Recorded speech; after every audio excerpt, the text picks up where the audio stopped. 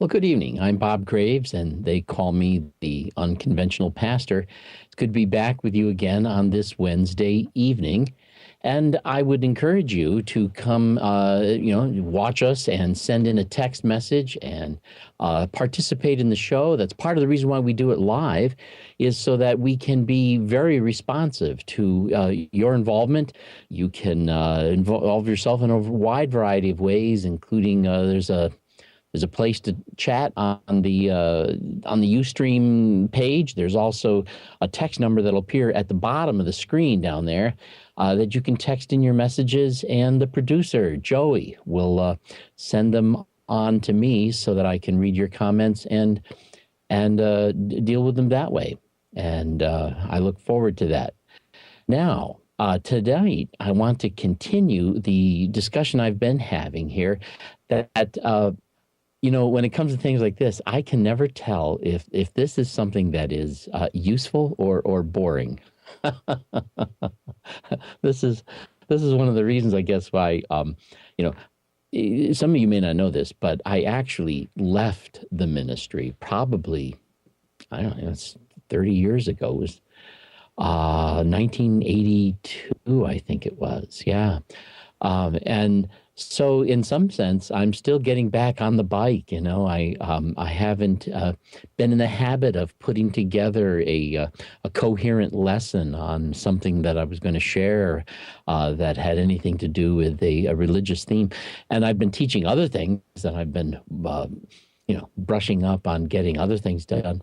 But I haven't done this in 30 years. So thanks for encouraging me and being a part of the process of watching me try not to fall off the bike. Anyhow, I've been talking lately about some of the shifts in my thinking that forced me down what is an unconventional path. And as I have mentioned a number of times, I don't really think it's an appropriate goal to be unconventional. I don't think it's an inappropriate thing to be unconventional, obviously. But what I'm saying is that I think that we really want to be honest with ourselves, with others, with reality, with the text, with just honesty. And it isn't an easy thing to have. Most people seek to have at least a conscious sense of honesty about most things, and we all have an ability to kind of kid ourselves and not be totally honest.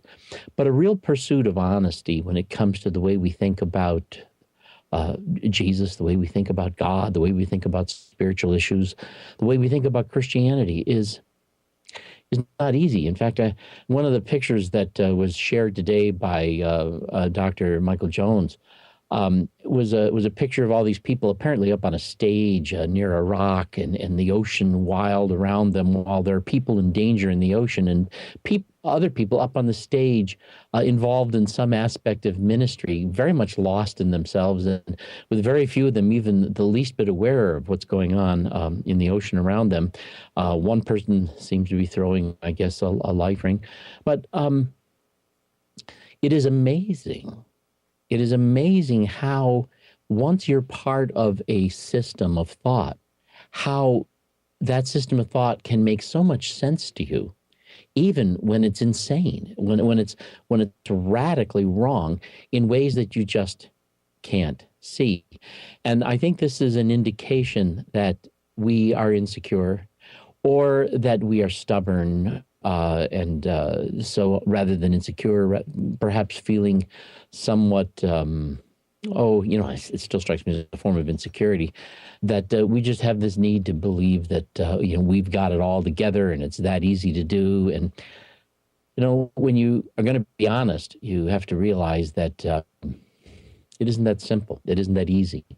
I don't want to mention specific people because I'm not interested in criticizing some of the people who were involved in my previous ministries. But there came a day when I realized that what I was doing, how I was preaching, the help that I thought this would be to people, they weren't really getting the help that I thought they would get from the truth I was preaching. And in my own life, I'm not finding myself making the sort of headway in my own life in dealing with issues, dealing with problems, dealing with fears, dealing with immaturity wasn't coming to me either. And it really forced me to be honest about the fact that, I'm not sure why, but this isn't working, and so I had to kind of readjust. Now, last week I had talked about the uselessness that I found in many of these arguments for the existence of God. Certainly not everybody gets caught up in those, but I found them all, uncompelling, interesting, maybe even possessing a vision of something that is true, but nonetheless, not the sort of thing that can be compelling. Maybe they are interesting observations that are kind of corollary to the notion of God, but they're certainly not what we would call proofs for God. Yeah, there is no proof for God. And I left off last week with what I thought was a meaningful challenge. And this was a real challenge to me. And that was this. It is a coherent thing for me to be a person of faith. It makes sense to me. I can see that it fits, but I don't see that it is compelling. And I had to come to that point in my life where I accepted the fact that my faith, real as it is, meaningful as it is, precious as it is to me, is something for which I possess no evidence. Am I comfortable being a person of certain faith, having no authority upon which to be certain? Am I willing to risk my life in a way, living it as a person who explains to himself the experience that I have in a way that fits in this spiritual paradigm, realizing, though, that there's no compelling evidence for it? And I said, well, this is one of those things where this is a truth that I found to be beyond the availability of proof. So therefore, that lack of availability of proof says nothing at all about whether or not it is true. And if it's true, it is true. And if it isn't true, then it isn't true. And my ability to nail that down is something that's a bit beyond me. Now, I find my faith to be something that is, as I understand it, consistent with the things I know to be true, but not compelled by them. Therefore, this is how I understand it to be faith. Now, of course, when it comes to the area of science, in science, science has the luxury of being able to study things that can be measured, that can be tested. And as a result, science is an awesome method whereby we can determine things that are knowably and verifiably so. But when it comes to the things of God, there is very little there that can be knowingly or verifiably so, which means, the things that are true, they're still true, and anything that is true by just virtue of the fact that it is. But our ability to know that it is true is another matter. This is why it's faith. And I became comfortable with having a faith that had no proof, didn't need proof, but that was nonetheless still consistent and coherent with the experience that I had of it.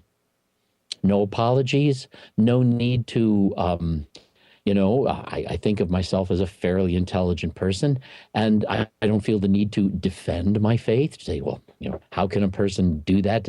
Do I need to show people that somehow this is a sign of my intelligence? No, I can't. I won't. I'll just let it be what it is. A faith that I have that's real to me, that's meaningful, that I believe helps to put the reality that I am thrown into a paradigm and into an understanding that I can relate to. But not just that. As I've mentioned to you many times, there's been this in my life a long time, the sense of this presence that I call God, that has been there, that has loved me, that I find reassuring and encouraging, something that has helped me to learn to love myself, learn to love others. And this presence is something that I can't prove that it's real. It's real to me. It's authentic for me.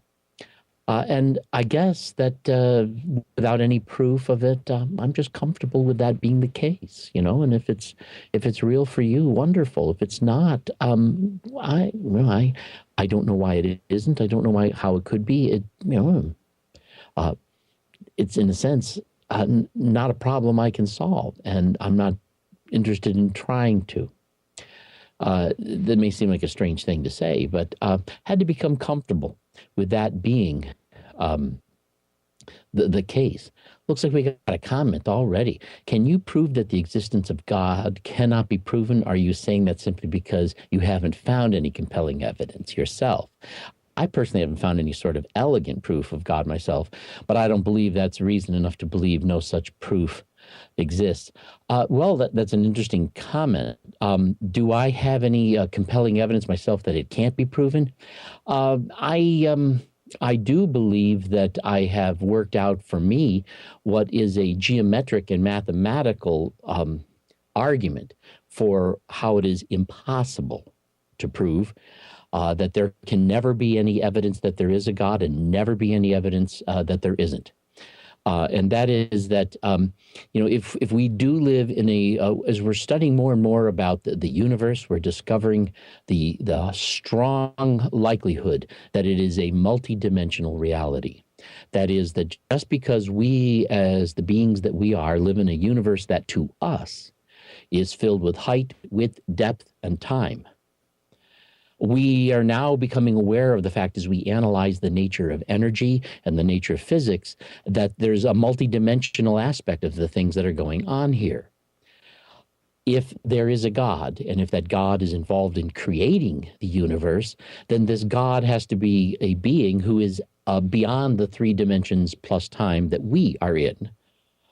He has to be beyond that. And the problem is this: geometrically, once you begin to deal with geometric realities that are beyond the dimensions of our own experience, they always, in every case, take on a manifestation within the dimensions that can be observed in a manner that fails to differentiate them from things external to those dimensions. And if you don't understand this, don't worry about it. It isn't important. But I would sometimes do it like if we had let me grab a piece of paper here. A flat sheet of paper. If there was just a dot on this sheet of paper, and let's say this is just the world that you live in, you just live on this sheet of paper and you come across this dot, you're not aware of anything up here. You're just only aware of the surface. You live in a 2-dimensional world. It has left and right and back and forward, and that's it. There's no up or down. It's just there.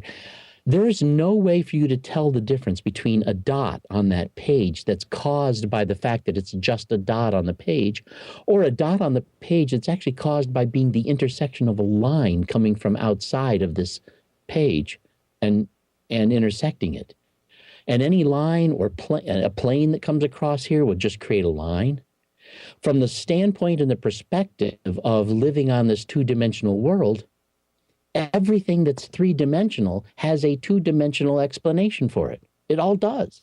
There's nothing 3-dimensional that can intersect this sheet of paper that doesn't also have a 2-dimensional counterpart. It just can't happen. And this is true not just of our 3-dimensional world, but of any dimensional world if there are greater dimensions. And so if we live in a reality that is of greater dimensions, and God is a being who is beyond these dimensions, then any way in which that God would interact in the 3 dimensions plus time that we live in would have to be something that is undifferentiable from something that takes place just within these 3 dimensions. That means that since there's nothing that manifests the externalness of it, we can't prove it. We can't observe it. It's not that there isn't any proof. It's that we don't live in a reality that has access to those dimensions. And because we don't have access to that dimension, we cannot see it, we cannot measure it, and we'll never have access to it. And so long as our current existence is within these bodies. So I would say that based on that geometric problem and the nature of the reality of the universe, the chances are therefore very high that any God that exists has to occupy the whole of the universe in a sense, or be a being that is beyond the reality of that universe. And it's just impossible for us to have access to the things that would differentiate that from something that just has an internal explanation. So if you understand that, great. If you don't understand it, it doesn't really matter. But for me, it satisfies me. In fact, for me, a person who used to love math, still do, it satisfied me to realize that it's just a fruitless, useless effort to be looking for this proof. I don't have to be looking for it. I don't have to find it. And I can also be reassured that they're never going to find any proof to the contrary either, because it's out there in a place we can't get to. Just is. And so I guess I came to the point where I said, this business of proving it or not proving it, I don't care. It doesn't mean anything. It's meaningless. And so I kind of gave it up. And it was like discovering that this is a game you can't win. So I'm not going to play it anymore. And so that's basically where that's at. Now, since I'm a frail human being, maybe I got this wrong. But for me, it's worked that way. Anyhow, part of the reason that I also had to find myself becoming unconventional had to do with not just a difference in interpretation of the Bible. I mean, if we have a certain methodology that we're using to interpret the Bible, then, we can change our interpretation because, we used to see that this meant that, but now we learned a few things about Greek or about this and that, and now I understand this to mean that. This is not really what you might call a paradigm shift. It's just a modification of view. But I found myself going through some changes that altered the way I actually even perceived the reality that I'm dealing with. For example, being a person who loved math, and I was pretty good at science, and before I got my degree in human development, I actually had a degree in computer science and stuff like that. But something very big in our culture is the concept of logic, and some people actually deal with logic at a quite intense level. There may be three things that you may have heard about in terms of Western logic. We have three laws that we abide by when it comes to logic. We have, there's the law of non-contradiction. That is, when we're arguing a logical argument, we can't say that something is this and it's also not this. At least not in the same time and in the same sense. So there's this law of non-contradiction. Something can't be both true and false in the same way and at the same time. It's part of our logic system. We have something that they call the law of identity, that which is something is always that. That's what it is. And so a thing and a reference of that thing can be treated identically. Or that there's a certain consistency to that, so that in our logic we don't find that in the middle of an argument an idea now means something entirely different. There's a consistency to it. Then there's the law of the excluded middle, which logicians talk about, which basically means that when I can narrow something down to a duality of this is either A or it's not A, one of those has to be true. There's no third option. If I were to say something like, this is a screwdriver, or this is not a screwdriver, one of those statements has to be true. I got another comment, a viewer comment, assuming the entirety of God can be grasped or proven. I believe that God manifests his presence in various forms throughout time and space. If this is true, as many also believe, possibly including yourself, then isn't it possible that such presence can be proven? Well, I don't know that it can be proven, but it can certainly be reasonable. You're breaking up. Please read that again. Okay, let me read it again. Viewer comment. Assuming for a moment that the entirety of God cannot be grasped nor proven, I believe that God manifests his presence in various forms throughout time and space. If this is true, as many also believe, possibly including yourself, yeah, that would be true, then isn't it possible that such presence can be proven? Um, I don't know that it can be proven. It can certainly be reasonable. But for example, many people say, well, you go to a meeting and you sense, oh, the presence of the Lord is there. And there's the sensation of this presence. And you have that.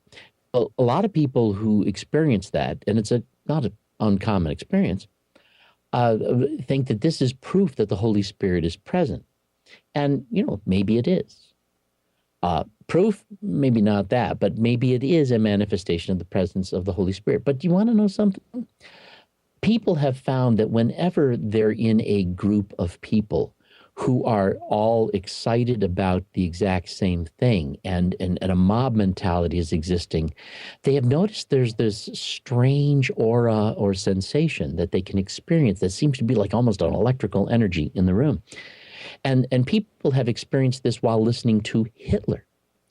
In fact, many people were surprised who had had this experience in church and then had this experience while being in a room listening to Hitler.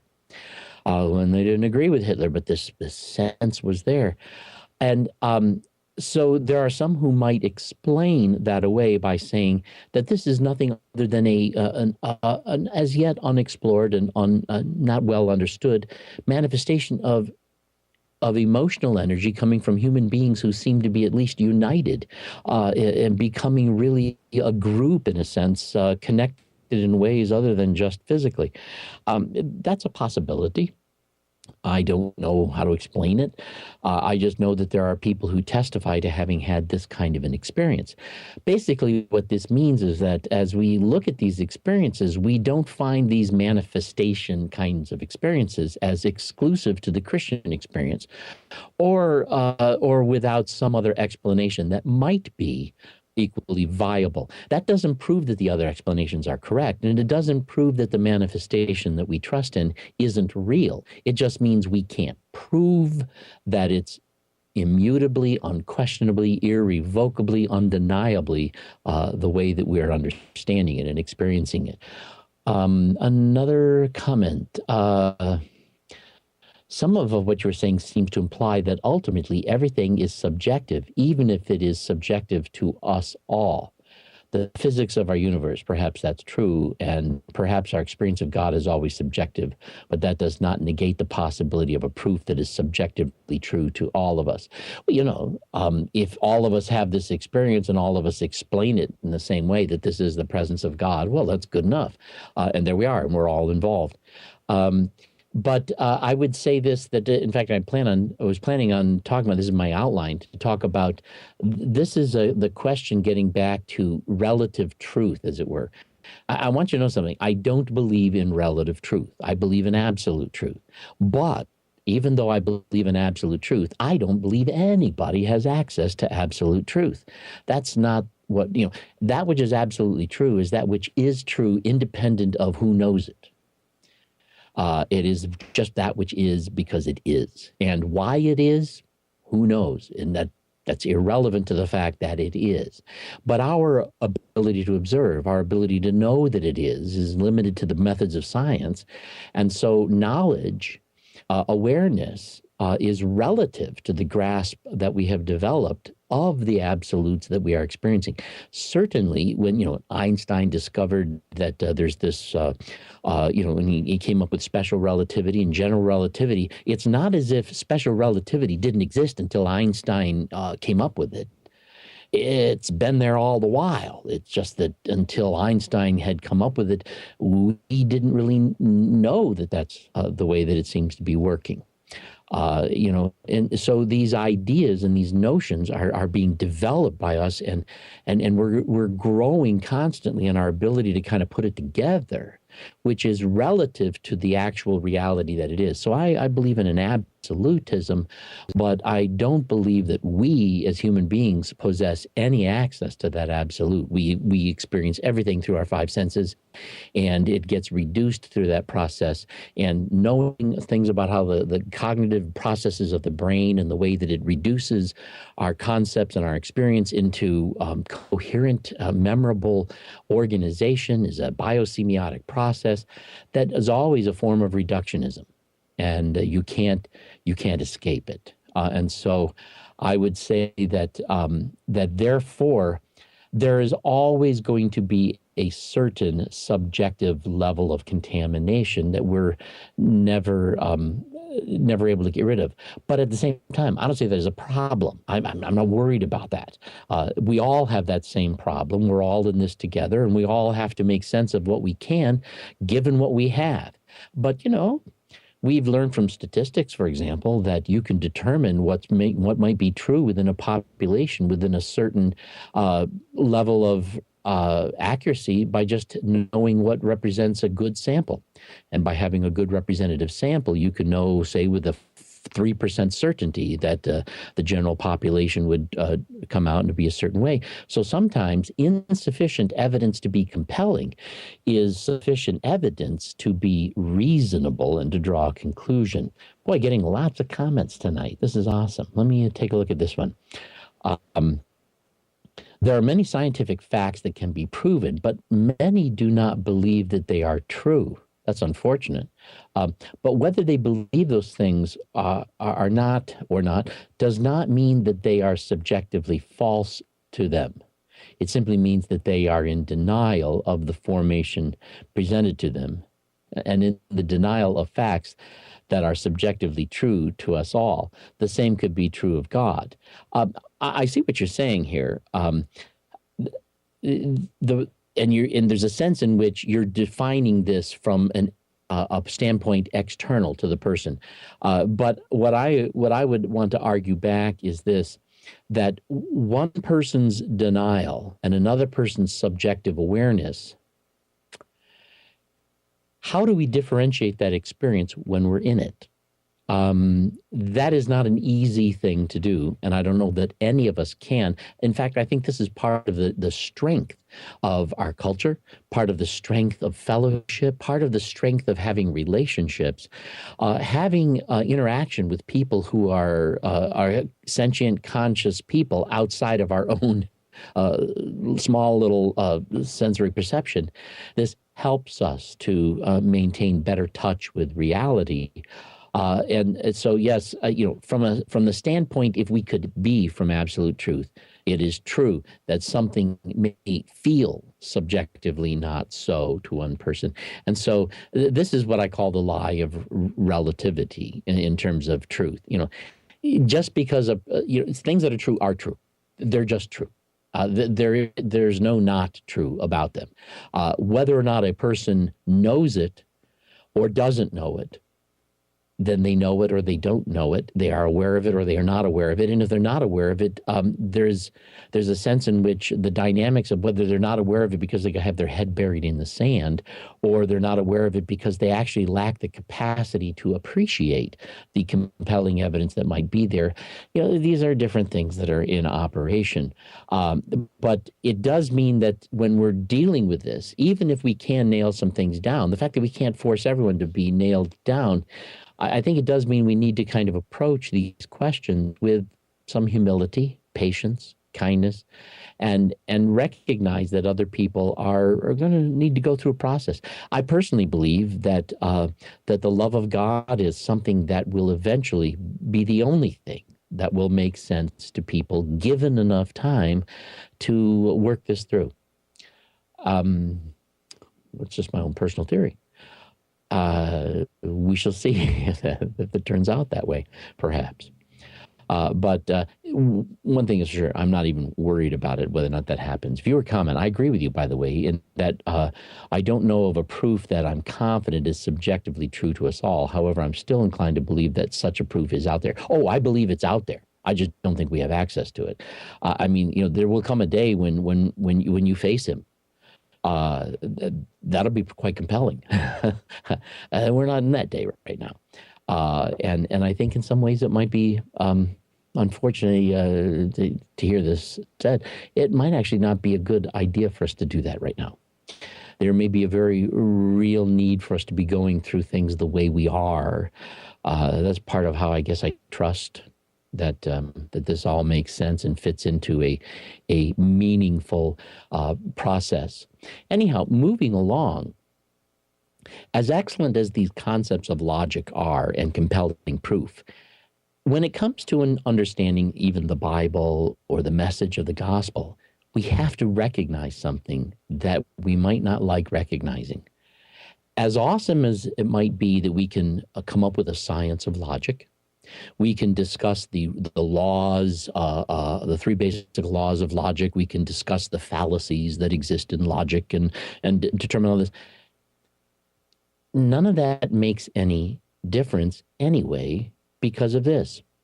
The testimony that we have that comes to us in the form of this text called the Bible comes from a culture that didn't buy into this concept of Aristotle and logic, as wonderful as it really is. Now, I think that Aristotle and logic makes a great deal of sense. I like it. But when I'm reading a text written by somebody who thought that was a little bit foolish or had other reasons for wondering if the law of non-contradiction doesn't really work. There's lots of Buddhists and other Eastern philosophies that actually base themselves on a contradiction, and this makes sense to them, and so they don't have this Western sense that we have. So when we're reading something from the Bible, if we're going to have a theology that's going to apply our Western concept of what's the reasonable way of conducting implications out of the text. And we're going to do that by reading a text written by somebody who doesn't think that way and therefore doesn't say things in a way that where they're seeking to avoid some of the implications they're hoping we don't take that logically would follow. The truth is, we're reading a text that may not have actually even been designed by its authors to be able to be used in such a manner. When we're reading any text, we need to think like the people who wrote the text as much as we can. We need to kind of put ourselves in their shoes. We need to put ourselves into their culture, into their mindset. And if they had even mistaken notions, we have to understand what they said from the standpoint of their mistaken notions. And so therefore, it really requires a study into that sort of cultural anthropology to discover just where those things are before we even are willing to draw what we think are logical conclusions from a text. This was some of the things that when I discovered and started thinking about it, made me realize that we handle the Bible as if it was written by Westerners in a way that was exactly the way Westerners would say it if they meant exactly what it is we're getting out of the text. And when we begin to study different cultures and ancient texts from other cultures, not just the Bible, we discover something. It doesn't work that way. It's not true. In fact, every culture seems to develop its own arbitrary set of ways of putting it together, ways of thinking that it makes sense, and ways in which it is logical and ways in which it isn't. And when you're reading their documents, you're going to have to kind of get into their paradigm. And so this throws a real monkey wrench, as far as I was concerned, into that confidence that I had in a strong systematic theology. This is beside the fact that I found that a lot of it was even just bogus translation and bogus reading. But the whole notion of being able to use the text to come up with a systematic theology, even if it was going to be a better one than the one I had, struck me as being something that was going to start to be a futile search. I didn't know if I could do it. So as excellent as these laws of logic are, we just have no proof that culture was ever writing anything that could be used in that way. And then we find that we run into the problem of what I would call equivocation, the linguist problem of equivocation. Viewer comment, Bob, I can possibly understand that there is an unknown force, even self-aware force out there that created us. What I can't understand is if you can't even prove it exists, then why do you believe anything specific about it? Okay, that's the point there, anything specific about it. That is, why do you believe it's love, that it's patient, that it's kind? How can you place personification on something that you can't even prove exists? How can I? Well, I certainly can't do it in a manner that is compelling. I really can't. But I have experienced it as personal. Makes sense to me in that sense. I have found that it touched me personally. I have found that it made a difference in me personally. I've also, as I look at human beings and I understand that if there's one thing that all human beings seem to need, it's to be treasured, to be loved, to be respected. And that when we live in that kind of an environment, we thrive. And when we don't live in that kind of an environment, we break down morally. We break down in many ways, and we cease to develop well. We develop many protectionary mechanisms, many denial mechanisms.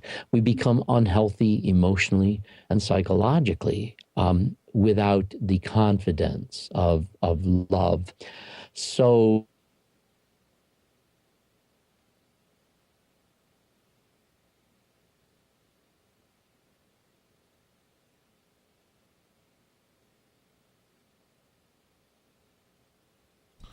Well, ladies and gentlemen, it looks like we lost our host.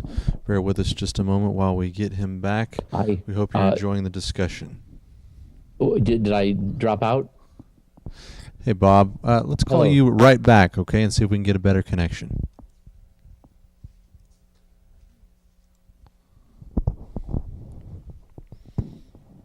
How are we doing?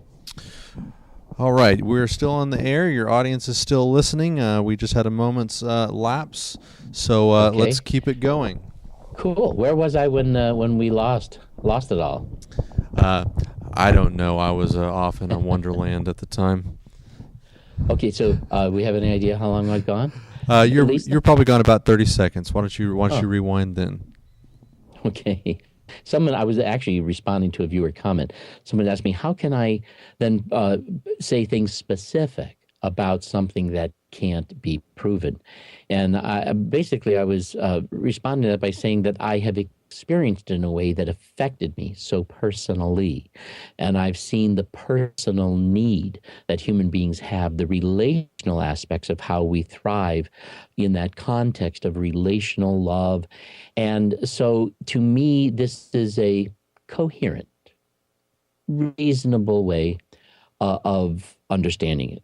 And I have no problem with believing that God would somehow manifest himself even in ways that can't be proven to be him, but are nonetheless who he is and his manifestation. And so this personal sense of presence that I experience is a personality.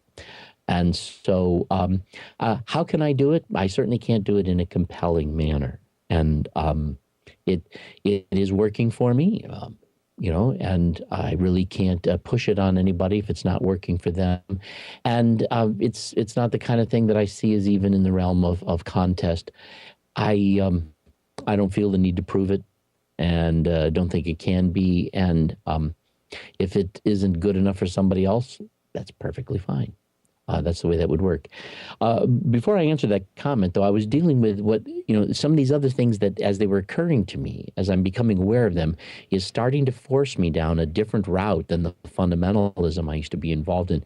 And this was the problem of linguistic equivocation. And this is a serious problem. A lot of people in America, in particular, who do not have multicultural experience. And in fact, we think of multicultural experience in America as knowing a few people who are black, a couple of people who are gay, and a couple of people who might actually be Latinos, but they're all Americans, and maybe we even know some people who, while they're here, are bilingual and they actually speak some Spanish. But when I'm saying multicultural, I mean, how many of us in America have ever gone to, say, Laos and lived there among their people, or gone to the hills of Bangladesh and lived among the people there, or gone to Tibet and lived with the people there, or gone to some of the remote areas of China and lived with the people, so that you begin to experience how these people culturally are in some ways very, very, very, very different. Can we go? How many Americans have gone down to, say, the South America and lived in the bush there with other people whose cultures are very, very different, whose sense of time, whose sense of priority, whose sense of family, where all these things are so different. When we begin to have that sort of a multicultural experience, we become aware of something that, until we have that experience, is difficult to see. And that is this: they have language too. They have family too. They have a lot of things that are important to them too. But you begin to discover that it isn't a one for one exchange. It's not as if we all think the same way or feel the same way about the same things or behave the same thing or respond the same way. And it's not because we're wired differently. It's because our cultures are different and we have therefore put things together differently. In our own country, we can see some of this. We're more of a melting pot here in the United States of America. But even in the United States of America, we find that we have certain subcultures where there are various different rules. For example, one of the observed rules, as it were, that or regularities is probably a better word to use, that we've observed is this, that in America, there are many families where a certain amount of argumentation goes on, and it is experienced by people in the family as a form of hostility. But we have other subcultures here in America where there is a certain amount of argumentation that is actually experienced as a form of sociability. In certain Jewish families, for example, there's almost this unwritten part of that culture where if I'm going to really respect you, I respect you enough to share with you ways in which I might think differently from you and might find that being confrontational about some issue over which we disagree is my way of considering you my equal and somebody worthy of the challenge. And in this culture, many people experience that challenge as being, hey, I'm one of you guys. You accept me, and there we are. And so, depending on the cultural attitude within a particular culture, the entire experience of that hostility is for them a completely different experience. And it means something different. It affects them differently, emotionally and psychologically, because they perceive it to bear a different significance that has been arbitrarily assigned to it.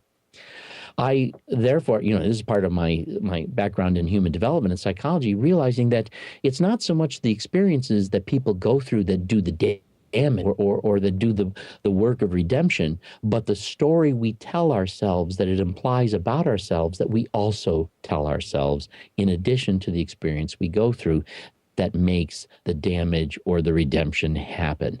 So in a sense, it's not even really the act of hostilities in those arguments as much as it's the implications that are believed to be a part of that behavior that have the impact on us. Basically, what we're getting at here is that when we're dealing with a text that comes to us from an entirely different culture, we have no clue initially what some are the equivocations that we're doing.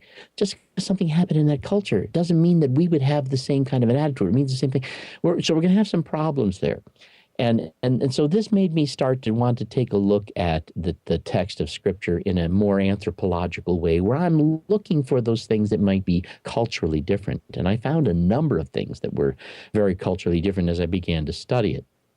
And you can find a lot. I'm not going to go through too much of it, but you can go through it by just Googling something like the differences between Greek and Hebrew thought and see what some of the differences are, how, the concrete versus the abstract, description for the purposes of relating versus the purpose of explaining, things like this, the various different attitudes and differences that happen in the kind of even purpose for talk and saying things, and how we therefore would interpret something that was explained or described, and how that would therefore be something different in one language than in another. And so there's this problem of what I would call equivocation. We're coming towards the end of the program here, and I haven't covered as much of the material as I was hoping it would tonight. The nature of truth. We'd already discussed a little bit about that, the relative versus absolute problem. I do find that you can't have relative truth without there being something absolute that it's relative to. Relative truth can't even exist without something absolute. Relative has to deal with in two different things. Something is relatively true because the context has some impact on how it applies. What a body in motion will do is what a body in motion will do. But then again, if it interacts with another body, if another body comes into play, then it's going to behave a little differently. But of course, it's going to behave a little different because the context is a different context. So the concept of what we're talking about is relative to whether or not the context remains consistent. There's a sense in which that's relative. But that's really more contextual than what we would call relative. We just use the word relative to talk about it. But we do have a relative grasp. We don't see everything. We don't understand everything. We only see things within the spectrum of those things we have access to. And that's not everything. That's not all mysteries. And so therefore, we do have a limitation to what we can see. And this is something that caused me to back off my dogmatism, finding that, it's okay maybe perhaps to believe a few things, but let's not be so adamant in demanding it of anyone else. Truth, as it turns out, I came to the conclusion, is independent of our knowledge of it. The scientific method is great for learning scientific things, but even things that are discovered and proven scientifically were always true before we discovered them to be scientifically true. All the scientific method did for us is help us to now know with certainty that it indeed is true. But it's always been that way and always will be. And so, our knowledge of truth and the nature of truth itself are two different things. Realizing that these are such two different things, I realized I have a relationship with truth. I don't have the truth. And so that also was something that caused me to realize I can't be as dogmatic, because I've got to recognize there's this difference between how I see it and what it is. 4 minutes. We're going to wind this up if we can. Okay. Truth is also separate from meaning and understanding. Meaning is a sense of significance. Significance is always a subjective emotional experience.